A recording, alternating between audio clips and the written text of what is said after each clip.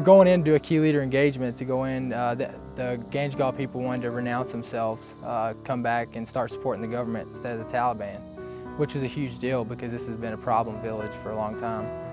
And so, we were going in to try to see what we could help them out, help them do.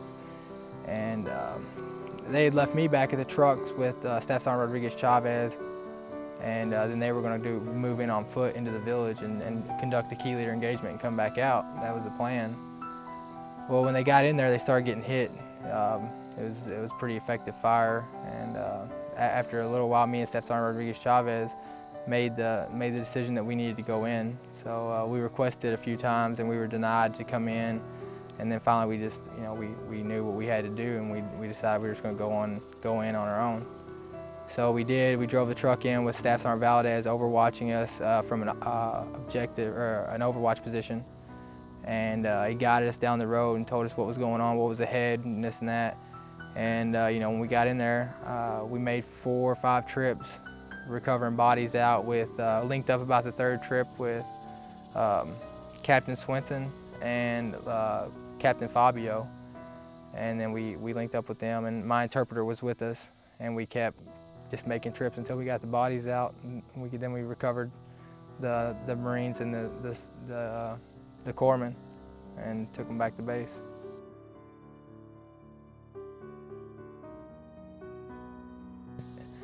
So it's more than just honor or an obligation. It's just how it's human nature. It's like I said, it's your family, your brothers, your Marines. That's what you do for a brother. It's like I told Staff Sergeant Rodriguez Chavez. We're going to either go in there or we're going to die trying. And that's how it is. It's your brothers in there.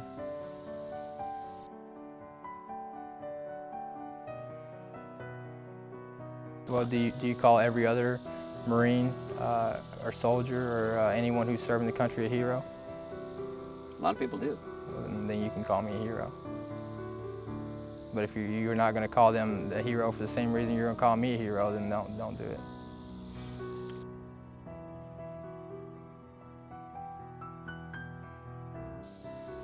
I get told, it's not. I get told, well, there's certain expectations that you have to live up to. Well, I was the same. I'm going to be the same person now that I was before. I'm not going to change for anything.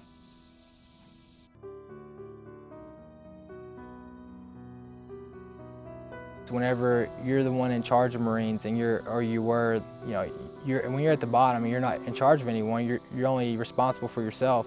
And then I came back and I had a sniper team of 5 guys under me, and I think that's what makes you push on. You don't ever want to go into combat and one of them die and want to have to go home at night and sleep, wondering if you could have done something different to train them, to make them better at what they did. And that was my motivation to every day know my Marines and make a difference. And then with that, you have to set the example. You can't tell a Marine to do something, then you're not doing it. You just can't do that.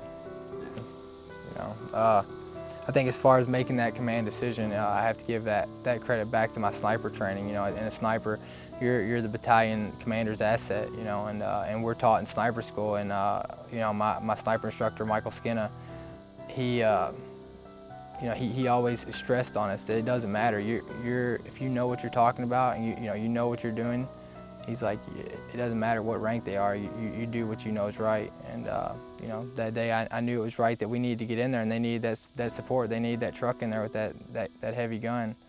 And that's what it goes back to, is knowing what's right and doing it.